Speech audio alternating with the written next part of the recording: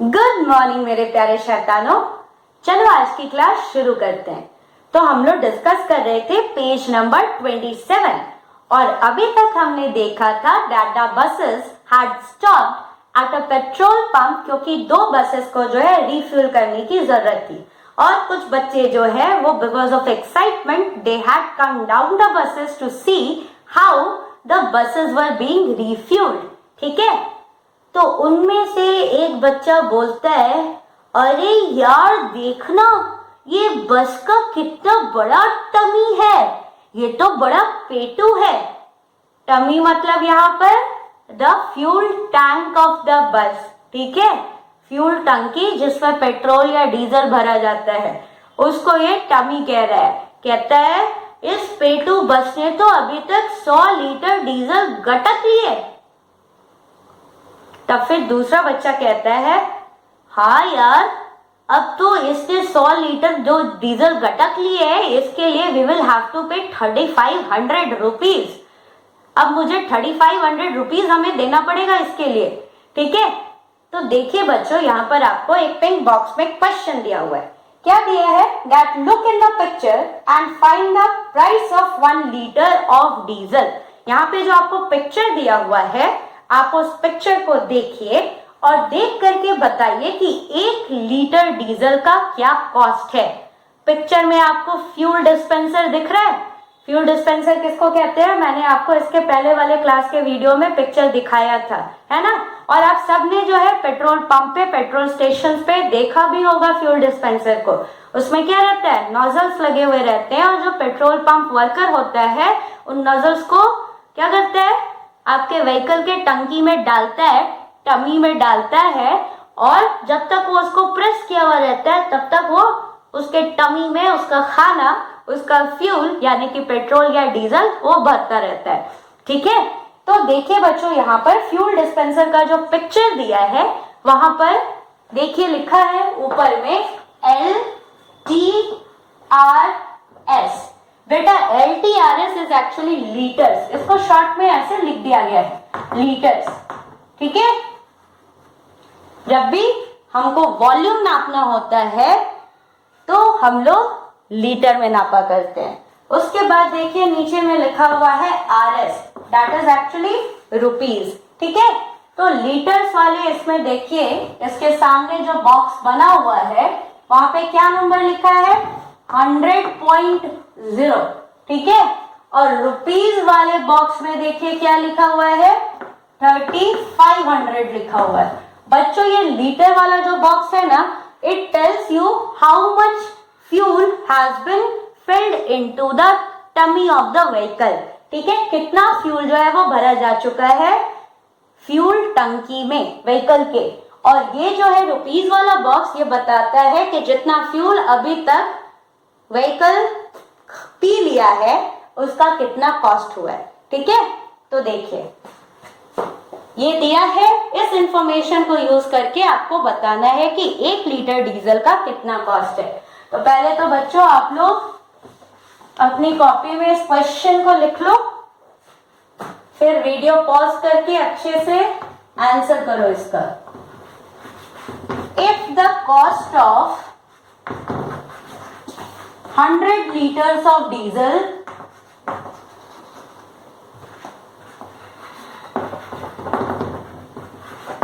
is ₹3500, this is the symbol of rupees, है ना। ये जो है बेटा ऐसे र लिख करके और उस पे ऐसे लाइन खींचते हो तो ये रुपीज का सिंबल है।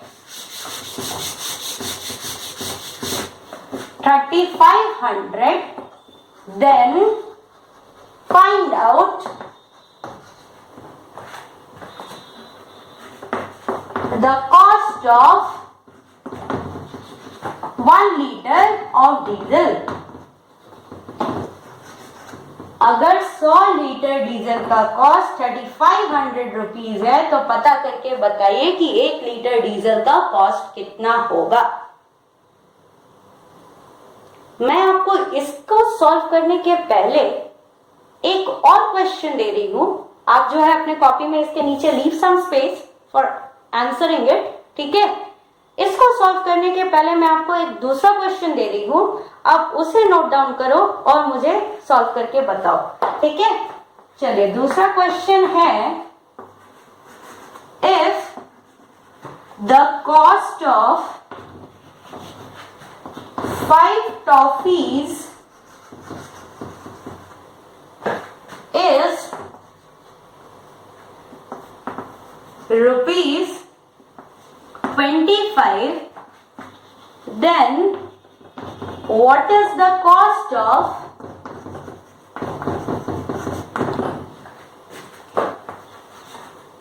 1 टॉफी?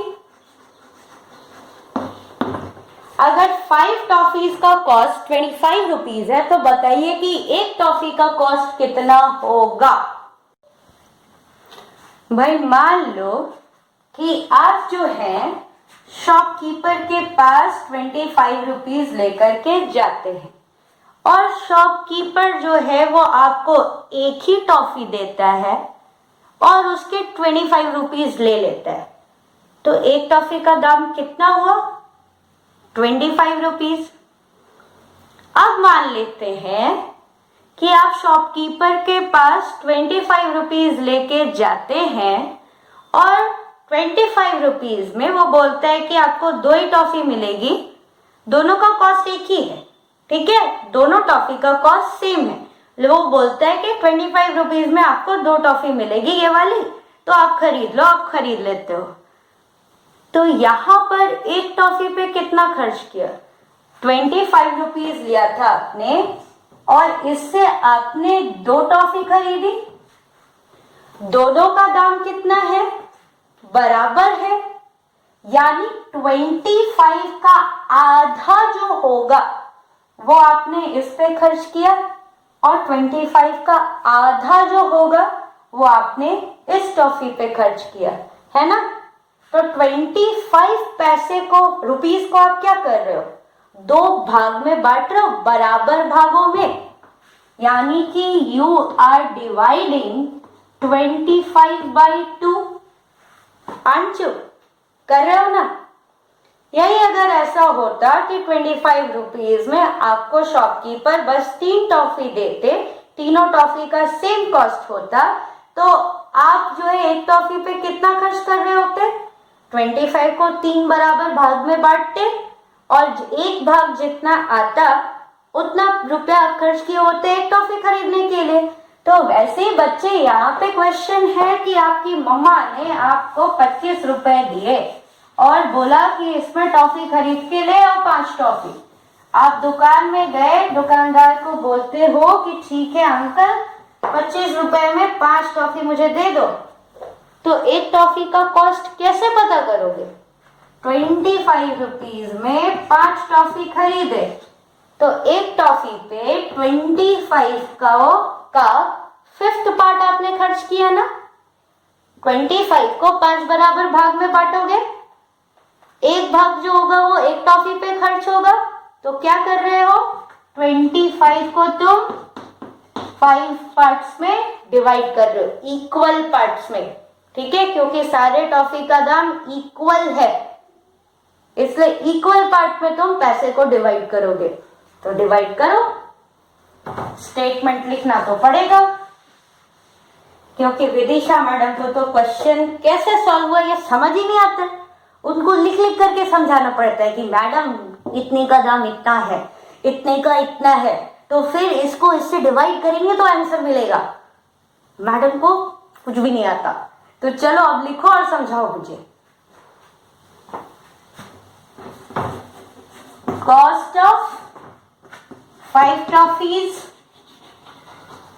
इज इक्वल टू, बेटा ये रुपीस का साइन है, जान रहे हो ना, र लिखा और ऐसे इसको लाइन खींच दिया, this is the sign of rupees.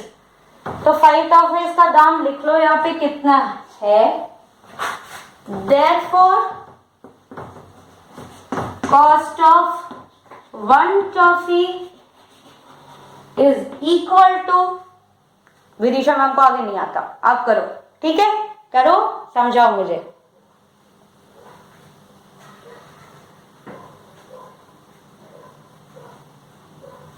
हो गया कैलकुलेशन? कितना आया?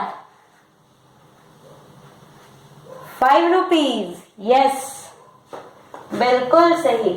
When you divide 25 into 5 equal parts, then you get 1 part equal to ₹5। ठीक है, तो बेटा वैसे ही तो ये डीजल वाला क्वेश्चन भी है। पहला वाला जो क्वेश्चन था क्या दिया था उसमें? Cost of 100 liters of diesel,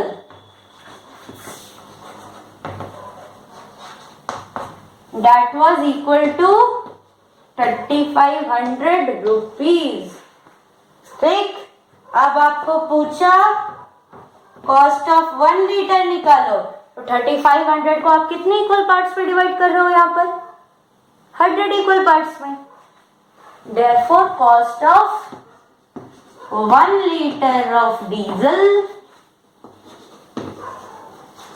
is equal to ₹3500 divided by 100। इसको डिवाइड करके आंसर पता करने की जरूरत है? आंसर पता चल गया कि सीधे 35 होगा। क्यों? क्योंकि आपको पता है 3500 by 100 can be written in this form। 2 zeros are common, get them cancelled, so you are left with only 35। तो आंसर क्या हो जाएगा? ₹35। यहाँ पे आपको प्रोसेस शो करने की जरूरत नहीं है, आप डायरेक्टली आंसर लिख सकते हो। Data cost of 1 litre of diesel is 35 rupees. समझ गए?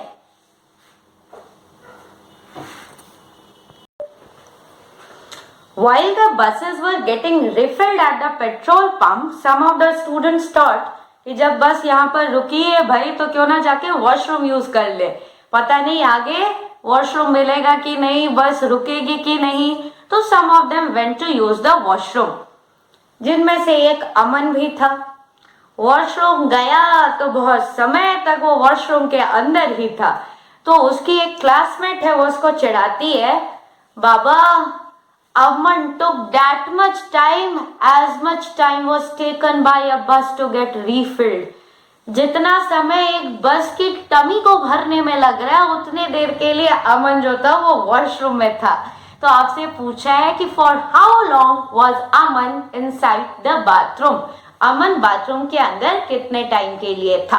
तो आपके लिए मैंने यहाँ पे क्वेश्चन लिख दिया है, वीडियो पॉज करिए, क्वेश्चन लिखिए। और विदिशा मैडम को तो समझ आता नहीं है जब तक उनको समझाओ नहीं, तो अपने से स्टेटमेंट्स लिख करके आप इस क्वेश्चन का आंसर करेंगे। ठीक है, चलिए अब हम लोग बढ़ते हैं आगे। After the buses were refilled the journey started again. Buses जब उनकी टमी भर गई तो आगे बढ़ी बच्चों के साथ, टीचर्स के साथ। तो फिर आपको पता है वहां पर कितने देर के लिए वो लोग रुके थे पेट्रोल पंप पे? For half of an hour. Now the children are told that they will be stopping at Bhimbetka.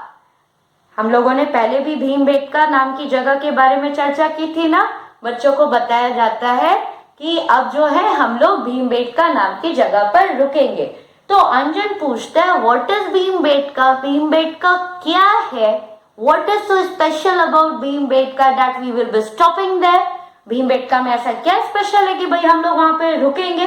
ठीक है, तो Miss Raina explains to him कि बेटा Bhimbetka is a place but lots of caves. Bhimbetka घूमने के लिए बड़ी अच्छी जगह है। आप लोग में से कोई घूमे हो क्या? घूमे हो तो बताना, तो अगर पिक्चर्स वगैरह हो असली, इंटरनेट से कॉपी करके नहीं भेजना है। अगर सच में कोई बच्चा भीमबेटका वगैरह गया है, केव पेंटिंग्स देखी है, तो हमारे साथ शेयर करना ग्रुप पे। हाँ जी, तो मिस रायना जो है वो कहती है कि बेटा भीमबेटका एक बहुत ही अच्छी जगह है घूमने के लिए। वहां पर बहुत सारे केव्स हैं, बहुत सारी पत्थर की गुफाएं हैं। ठीक है, और there are paintings on the walls of those caves. उन गुफाओं के वॉल्स पर पेंटिंग्स मिलेंगे. So what is so special about those paintings? बेटा, those paintings are very old. Some of them were painted about 10,000 to 15,000 years ago. उनमें से कुछ painting तो बेटा आज से 10,000, 11,000, 12,000, 15,000 साल पुरानी है. सोचो कि आज से 10,000 साल पहले बेटा एक इंसान की एवरेज लाइफ जो होती है वो 70 to 80 इयर्स की होती है. 70 to 80 इयर्स नहीं, 1000 साल नहीं, 10,000 साल पुरानी पेंटिंग. पहले तो ये आश्चर्य की बात है कि 10,000 साल पहले भी लोग पेंटिंग किया करते थे, वो भी इतनी खूबसूरत पेंटिंग. और सोचो किस तरह के ब्रशेस और कलर्स उन्होंने यूज किए होंगे कि those paintings are still there on the walls. उन दीवारों पर आज भी वो पेंटिंग्स मौजूद हैं. ठीक है, तो फिर जैसे मैं बोली ना, पता नहीं 10,000 साल कितना दिन होगा, कितना समय होगा, how long time it is. तो सुमन तो बोलता है 10,000 years ago. मैम मैं तो 1,000 years के बारे में भी नहीं सोच सकता और आप 10,000 years ago के बारे में बोल रहे हो. फिर गोपी बोलता है ओह 1,000 years जो है वो तो बड़ी चीज है, मैं तो भाई 100 years भी इमेजिन नहीं कर सकता हूँ. तुम 1,000 years की बात करो, मैं तो 100 years भी इमेजिन नहीं कर सकता हूँ. तो फिर गौरी कहती है मैं ना 100 years इमेजिन कर सकती हूँ क्योंकि मेरे पापा की जो ग्रैंडमदर है, माय फादर्स ग्रैंडमदर, मेरी ग्रैंडमदर नहीं, मेरे फादर की ग्रैंडमदर. कौन कह रहा है? गौरी. वो 100 years ओल्ड है. ठीक है, यानी कि गौरी की ग्रेट ग्रैंडमदर वो 100 years ओल्ड है. तो बोली अच्छा मैं इमेजिन कर सकती हूँ और मुझे 100 years बैक लाइफ किस तरह की होती थी वो भी थोड़ा बहुत पता है अपने फादर की ग्रैंडमदर से. ठीक है, तब फिर मंजीत जो है वो कहता है कि अच्छा इसका मतलब है कि उन केस पर जो पेंटिंग्स बनी हुई है वो लगभग 100 ग्रेट ग्रैंड मदर्स की उम्र के बराबर ओल्ड है. एक ग्रेट ग्रैंड मदर कितने की है भाई? आप बता रहे हो 100 years की. तो ऐसी 100 ग्रेट ग्रैंड मदर्स जब आएंगी, ठीक है, तब फिर जो मिलेगा, जितना समय मिलेगा उतने पुरानी वो केव्स की पेंटिंग्स है. अरे बाप रे. ठीक है, और सभी कोई हंसने लग जाते हैं कि हाँ 100 ग्रेट ग्रैंडमदर्स के बराबर है. Now the children are really excited to see the cave paintings and it is about 11 o'clock when they reach Bhimbetka. तो हम लोगों ने डिस्कस किया था ना, कैलकुलेट किया था ना कि भीमबेटका वो लोग कब पहुंचेंगे? 10 बजे से 11 बजे के बीच. If they do not stop anywhere, अगर वो कहीं पर रुकते नहीं है तो. लेकिन क्या होता है कि वो तो आधे घंटे के लिए रुक जाते हैं, है ना. तो जब तक वो भीमबेटका पहुंचते हैं तब तक में लगभग 11 बज चुके थे. It was about to be 11 o'clock. ठीक है, 11 o'clock होने ही वाला था करीब. तो सारे बच्चे बहुत एक्साइटेड होते हैं कि अरे चलो भाई 100 ग्रेट ग्रैंड मदर्स के उम्र की बराबर जो पेंटिंग्स है उनको देखते हैं कैसी है वो पेंटिंग्स. बड़ा इंटरेस्ट आएगा देखने में. ठीक है, आपको भी मन कर रहा है देखने का? चलिए देखिए फिर. ये देखिए वीडियो आपके साथ मैं शेयर कर रही हूँ भीमबेटका की. ये बच्चे देख रहे हैं तो आप भी देख लीजिए. आप क्यों पीछे रहेंगे? देखो video.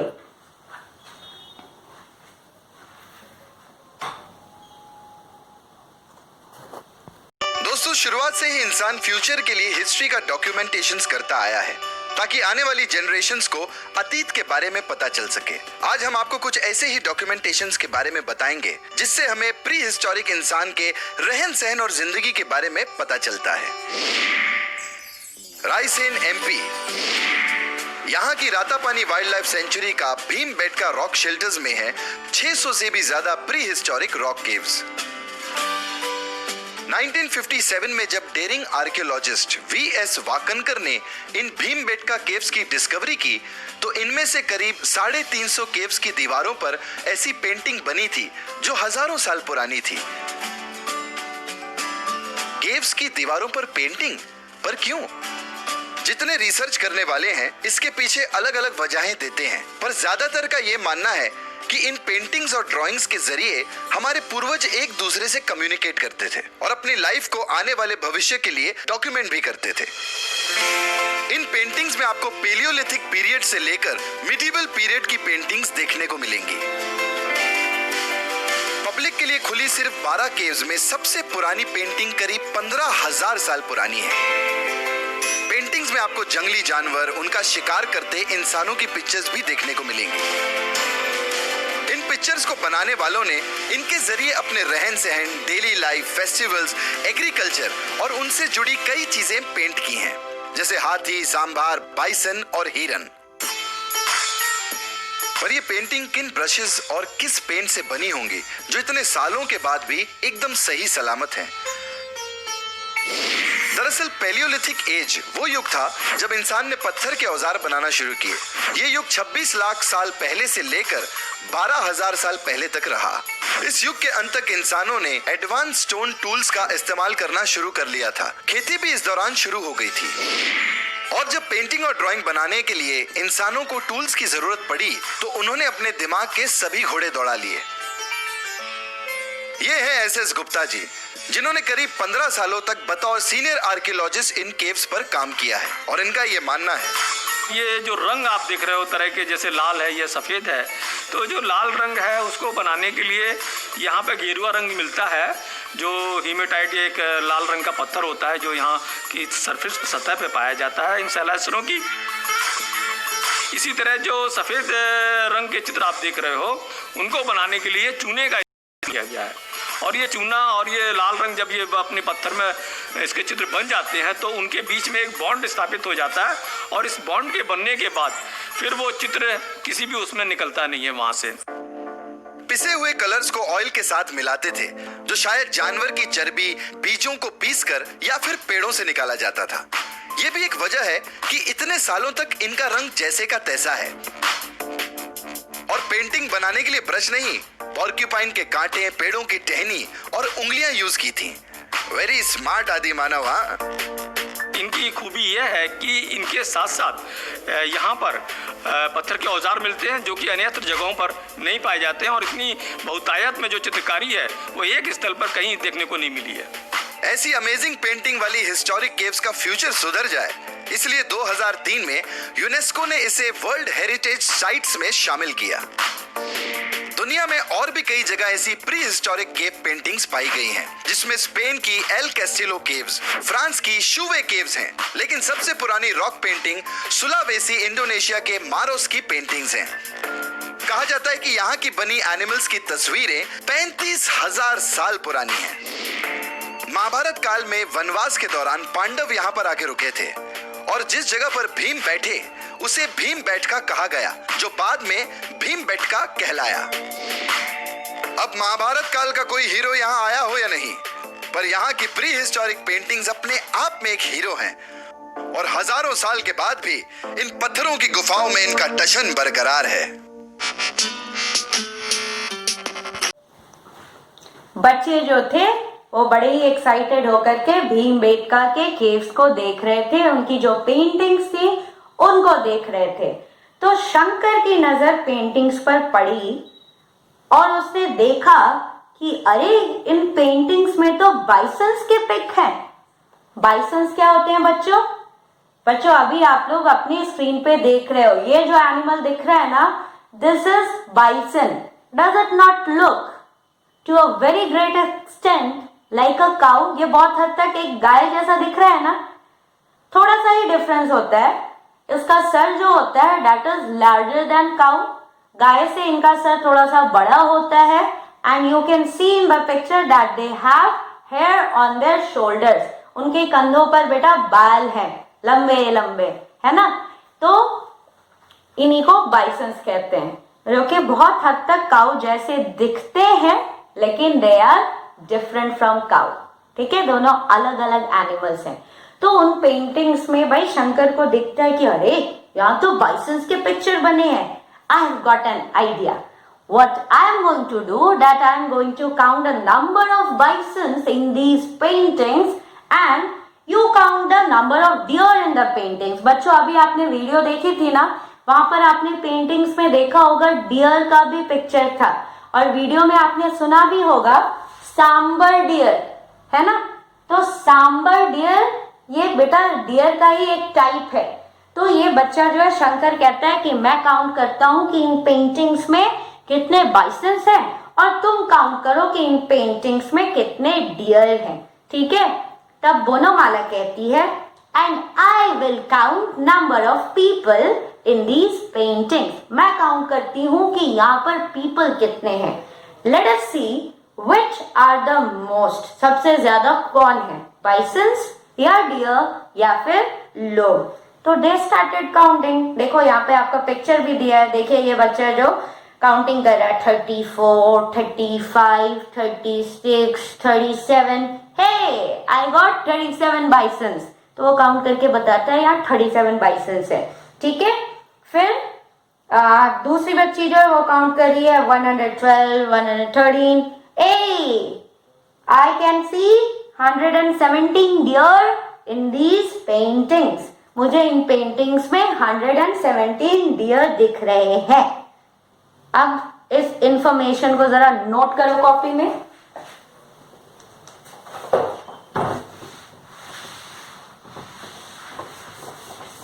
Number of बाइसन्स, number of dear,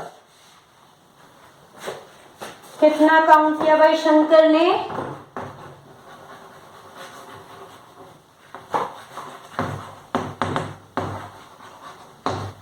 that is equal to 37।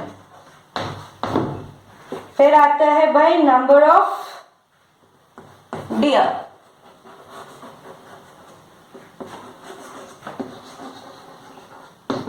कितने डियर उस बच्ची ने काउंट किए, 117 डियर। बड़ा खुश है कि भाई नंबर ऑफ डियर जो है वो ज्यादा है नंबर ऑफ बाइसन से जो तूने काउंट किए, ठीक है। अब आपसे यहां पर क्वेश्चन है बच्चों,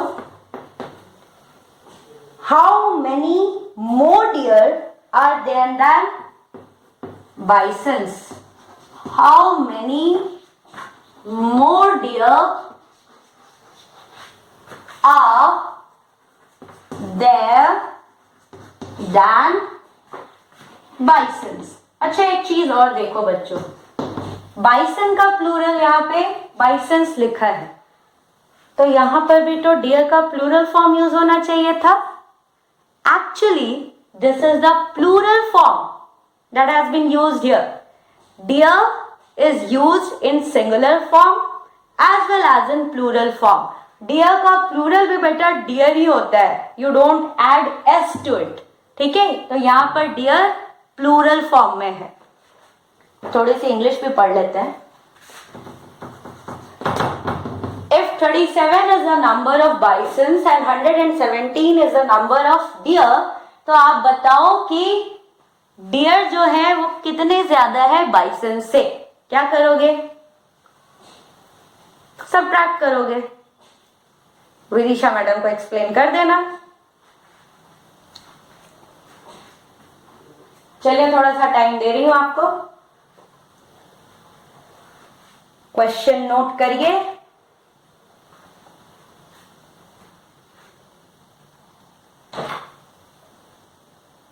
एक्सप्लेन करते हुए आंसर फाइंड आउट करिए।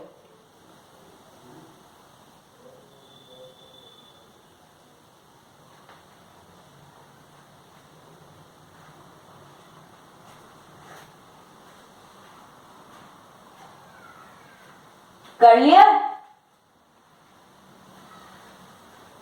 शाबाश। क्या करेंगे भाई? नंबर ऑफ डियर कितना है? 117। नंबर ऑफ मैंने बताया था, जो आप ऊपर में लिखे हो उसी वर्ड को नीचे में अगर लिखना चाहते हो, लेकिन मेरी तरह मन नहीं है, आलसी हो, तो आप ये साइन दे सकते हो। इसका मतलब है जो ऊपर लिखा है वही वर्ड यहाँ भी है। तो नंबर ऑफ बाइसन्स, ये कितना हो जाएगा भाई? 37। डिफरेंस क्या है? माइनस करके निकालोगे, लेकिन मैंने बताया है यहां पर माइनस साइन दे करके और डायरेक्टली आंसर नहीं निकालना है, ठीक है? लिखोगे डिफरेंस in their number,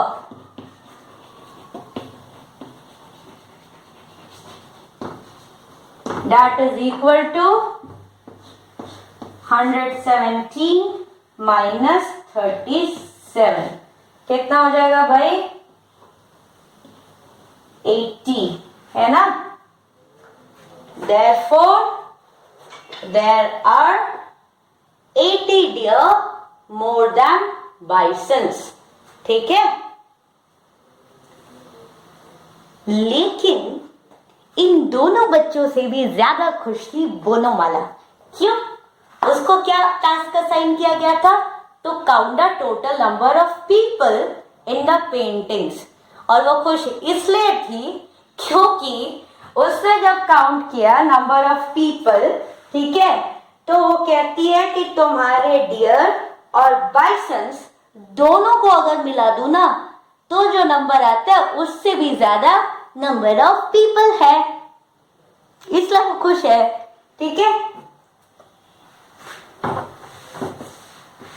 अब आप बताइए, उसने कहा कि total number of people is more then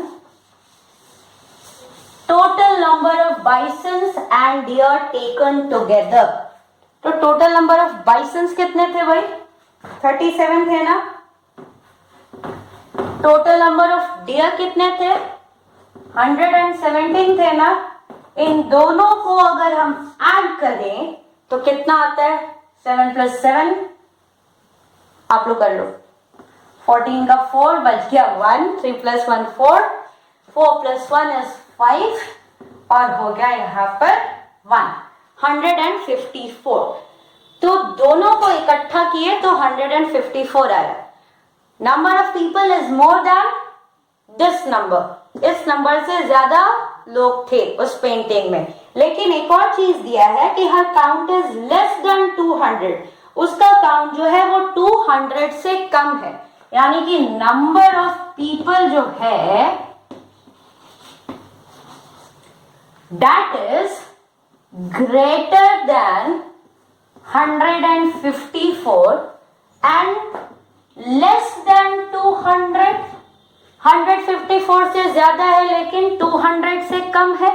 अब देखिए, आपको यहाँ पर पिंक बॉक्स में क्वेश्चन दिया है कि how many people must Bonomala have counted, और इसमें आपको ऑप्शन दिया है। पहला ऑप्शन है आपका 214, दूसरा है 154, third one is 134 and the fourth one is 177। और आपको पूछा है कि इन चारों में से कौन सा आंसर सही है। चलिए भाई, सबसे पहले 214 को देखा जाए। शर्त क्या है? Number of people is less than 200, 214 is greater than 200, तो ये नहीं हो सकता। दूसरा है 154, फिर condition is that number of people is greater than 154, so this also can't be correct। उसके बाद सेम कि number of people is greater than 154, but here the option that has been given to you, that is 134, that is less than 154, so this also can't be the answer। अब obvious सी बात है, 4 ही दिया है, 4 में से एक चुनना था, 3 कट गया तो चौथा ही होगा।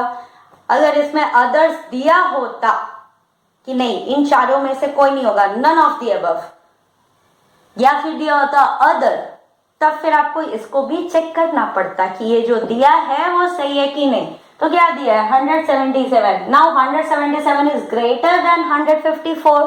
It is also smaller than 200. It is fulfilling this condition. ये इस शर्त के मुताबिक है भाई. So this is the correct answer.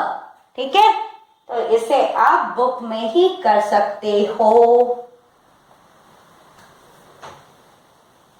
आगे दिया है that the guide there tells the children that there are 600 cave paintings in all at Bhimbetka. Total paintings Bhimbetka में कितनी है? 600 है. ठीक है, अब भाई बच्चे घूम लेते हैं. आगे भी तो जाना था. कहाँ जाना था आगे? They had to reach Bhopal. तो भीमबेटका को they said bye-bye and they got into the buses and started their journey towards Bhopal. ठीक है, और अब वो भोपाल की तरफ जाना शुरू करते हैं. भीमबेटका का ट्रिप खत्म हुआ, अब भोपाल का ट्रिप खत्म होता है, सॉरी शुरू होता है. ठीक है, अब देखिए यहाँ पे लिखा है They have spent 1 hour there. उन्होंने भीमबेटका में कितना समय गुजारा? उन्होंने 1 घंटा गुजारा. अब आप बताइए what time is it? कितना बज रहा होगा?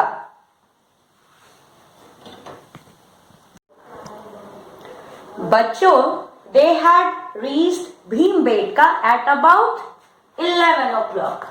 भीमबेटका पहुंचे थे वो about 11 o'clock. Exactly 11 o'clock पे नहीं, 11 o'clock होने वाला था.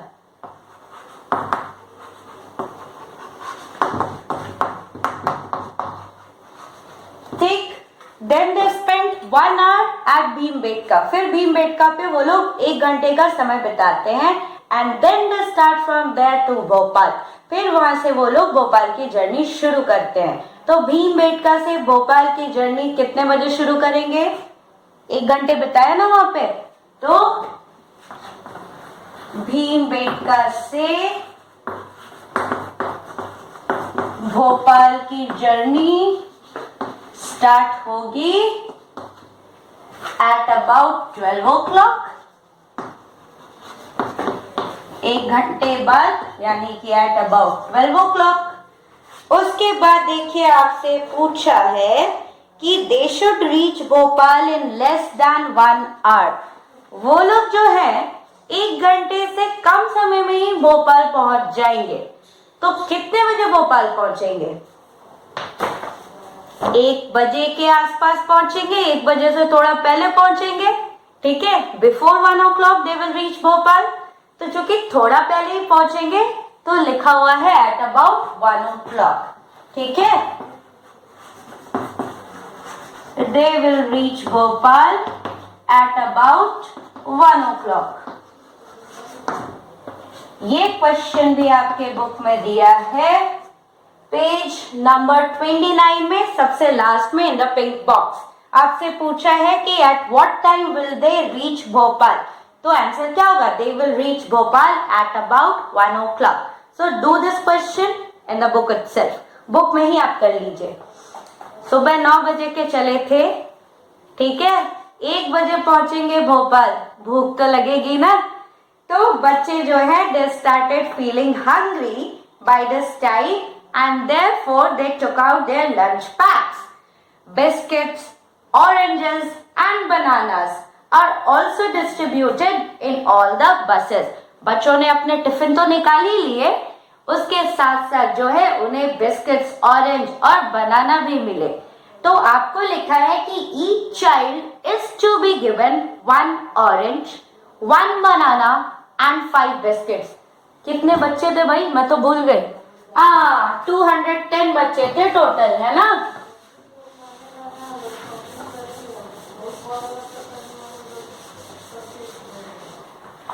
$210 बच्चे थे. Each child had to be given 1 orange, 1 संतरा भाई, 1 बनाना, 1 केला भी खाएंगे, and they will also be given 5 biscuit. 5 biscuit भी उन्हें खाने के लिए दिया जाएगा। अब जो है ये बताओ कि कितने ऑरेंजेस टोटल चाहिए होंगे। 210 बच्चे हैं तो 210 ऑरेंजेस विल बी रिक्वायर्ड। एक एक बनाना देना है, 210 बच्चे हैं तो 210 bananas will be required. 5 biscuit देना है हर एक बच्चे को। एक बच्चे को मिला 5 बिस्किट। 2 बच्चे को कितना मिला? टोटल मिला के दोनों बच्चों को मिला के कितना बिस्किट मिला? 10 बिस्किट्स मिला। क्या किए? 5 + 5 यानी कि 2 × 5 किए। 2 बच्चे हैं तो 2 × 5। 3 बच्चे होंगे तो 3 × 5। यहाँ पर कितने बच्चे हैं भाई? यहाँ पर है 210 किड्स। तो 210 किड्स के लिए कितने बिस्किट्स चाहिए होंगे? 210 × 5। ठीक है, आंसर निकालिए कितना आता है। ओरली कर ले। देखिए पहले 1s प्लेस से मल्टीप्लाई करेंगे। 5 zeros are 0, फिर 5 1s are 5, फिर 5 2s are by 10। 1050 biscuits will be required. आगे देखिए लिखा है कि all the children take oranges, यानी 210 ऑरेंज खत्म, एंड बिस्किट्स यानी कि 1050 बिस्किट्स भी खत्म। लेकिन 38 children do not take bananas. पसंद नहीं होगा, मन नहीं होगा। 38 चिल्ड्रन बनानास नहीं लेते हैं।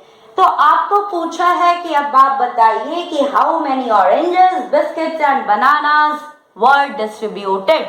कितने बिस्किट, कितने ऑरेंज, कितने केले बांटे गए बच्चों में। ठीक है, हमने तो निकाल ही लिया। बिस्किट कितना? 1050। ऑरेंज कितना भाई? 210। बनाना बांटना तो सबको था, लेकिन 38 students they said that ma'am I am not interested in eating केला, मुझे केला नहीं खाना है। ठीक है, 210 बनानास थे, लेकिन 38 बच्चे ने मना कर दिया। तो अब बताइए कि कितने बनानास डिस्ट्रीब्यूट किए गए। सब्ट्रैक्ट करेंगे ना, कर लीजिए भाई। फिर वही चीज बोरो करेंगे। यहाँ 0, यहाँ पर 1, 10 बोरो किया हमने। 10 - 8 gives you 2, 0 है। फिर यहाँ से बोरो करेंगे, यहाँ से बोरो किए तो यहाँ पर बच गया 1, और यहाँ पर आकर के हो जाता है 10 tens। ठीक है, तो 10 - 3 gives you 7, यहाँ पर बचा 1, 172 बनानास। तो आप इसका आंसर कर लीजिए। और भाई केले, संतरे, बिस्किट के बारे में सुन करके मुझे भी भूख आ गई है। आप लोग तो नाश्ता कर लिए हो, मैंने नाश्ता नहीं किया है। So please relieve me so that I go and have my breakfast. Okay children, enjoy your day. Tata.